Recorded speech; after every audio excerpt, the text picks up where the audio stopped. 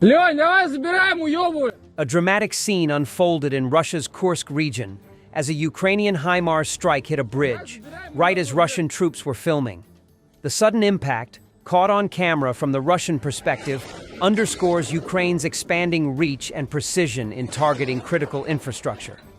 Near the town of Teotkino, additional Himars launches and FPV drone attacks were reported, signaling intensified Ukrainian activity beyond the border. These strikes not only disrupt Russian supply lines, but also send a powerful message. Nowhere is out of reach. The battlefield is shifting, and Ukraine is striking deep with speed and accuracy. A Russian hangar filled with equipment was lit up. Soldiers of the 30th Mechanized Brigade torched a Russian hideout stocked with fuel, an armored vehicle, and a tank. In a powerful blow to Russian logistics, Ukrainian soldiers from the 30th Mechanized Brigade set fire to a Russian hangar packed with military equipment. The strike torched a concealed hideout containing fuel reserves, an armored vehicle, and a tank. Footage shows flames engulfing the structure, turning valuable supplies into smoldering wreckage. This precise assault not only eliminates critical hardware, but also disrupts Russian operational capabilities in the region. As Ukraine targets key supply points, each successful hit further erodes the enemy's ability to sustain its frontline positions. Ukrainian counterintelligence has detained a 50-year-old Russian agent suspected of directing strikes on defense forces in Donetsk, the SBU said on May 12th. The woman worked at a local catering business frequented by Ukrainian troops and was allegedly recruited by an employee of a Russian Defense Ministry hospital via a pro-Russian Telegram channel. The Ukrainian intelligence agency said her identity has been confirmed.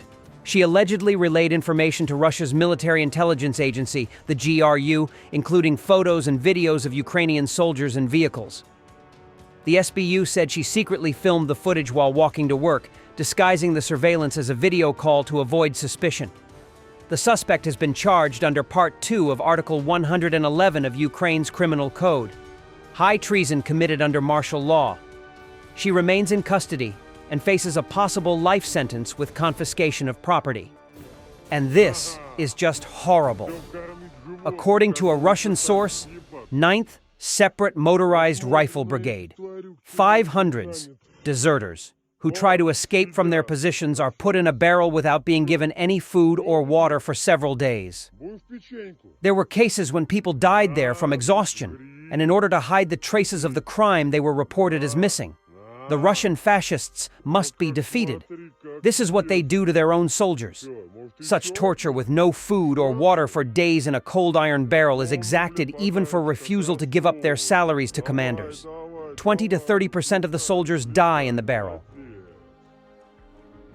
The Russian normalization of death, the story of a Mariupol supermarket, once a place for groceries, then a corpse dump where the dead were left to rot for months. In 2023, it reopened festively. Balloons, discounts, music, all traces of the past erased. In 2022, during the siege of Mariupol, Russian forces turned the Shiri Kum supermarket into a makeshift morgue. The corpses dumped there like garbage, the walls covered in Z slogans. This continued for several months after the siege. The bodies left rotting inside. The bodies were left exposed. Locals reported an unbearable stench. The corpses remained there through the summer until they were presumably disposed of, in a manner unknown to anyone. In 2023, the same supermarket was grandly reopened under a new name, Grazia, with music, balloons, and generous discounts to draw a crowd, and more importantly, to distract from the rotting stench of the past. The floor that, only months prior, held decaying corpses now holds discount bread and Doktorskaya sausages. But this story isn't really about a supermarket. It's about Russism, an ideology built on death and the erasure of the past. A morgue turned supermarket, a war crime turned memory hole. And those who remember are made to live with this new reality. One must eat, after all. Let's see what is going on in other parts of the world. Heavy fighting has broken out in Tripoli, Libya, following the alleged assassination of top government official Abdul Ghani al-Kikli. A curfew is now in place as rival forces from Tripoli and Misrata battle in the streets. Tanks and armored vehicles have been deployed, and aircraft are being evacuated from Matiga Airport due to fears of further violence. The United Nations has called for urgent de-escalation in Libya's capital, Tripoli, as rival gunmen exchanged fire in the city's southern districts after the killing of a powerful militia leader, with authorities imposing an emergency lockdown. The appeal early on Tuesday came as residents reported hearing heavy gunfire and explosions across multiple neighborhoods. Security sources had confirmed the killing of Abdelghani al-Kikli, widely known as Gheniwa, who is the head of the powerful Stability Support Authority militia. Gunfire and clashes then consumed several parts of Tripoli. Al-Kikli was one of the capital's most influential militia leaders and had recently been involved in disputes with rival armed groups, including factions linked to Misrata. His SSA is under the Presidential Council, which came to power in 2021 with the Government of National Unity of Abdul Hamid Dbeibeh through a UN-recognized process. Traina said that at least 6 people have been wounded, although it remains unclear whether they are security force members or civilians. In a statement shortly after the clashes began, the UN support mission in Libya said it was alarmed by the unfolding security situation in Tripoli, with intense fighting with heavy weaponry in densely populated civilian areas. UNSMIL added that it calls on all parties to immediately cease fighting and restore calm, and reminds all parties of their obligations to protect civilians at all times. Libya plunged into chaos following a NATO-backed uprising that toppled and killed Libyan leader Muammar Gaddafi in 2011.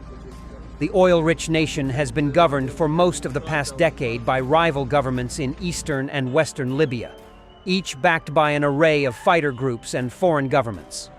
The conscript training for the territorial troops has started in the Brest region of Belarus, which borders Ukraine and Poland, reports the Ministry of Defense of Belarus. The training camps will include the personnel reception, necessary equipment provision, and preparation for the performance of certain tasks. The unit commanders will restore the skills of managing their subordinates. The main attention will be paid to practicing territorial defense tasks with the participation of reinforced units of the territorial troops together with units of the armed forces. In particular, the reservists will learn how to use active and passive countermeasures against unmanned aerial vehicles.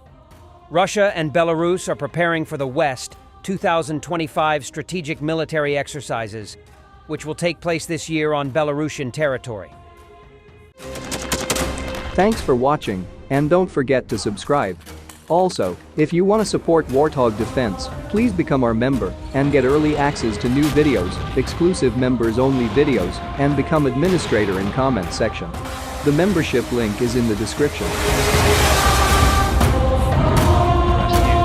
Every day. We had a guy last week, it's 6 rescues in 6 days. You know, he's doing the job every day.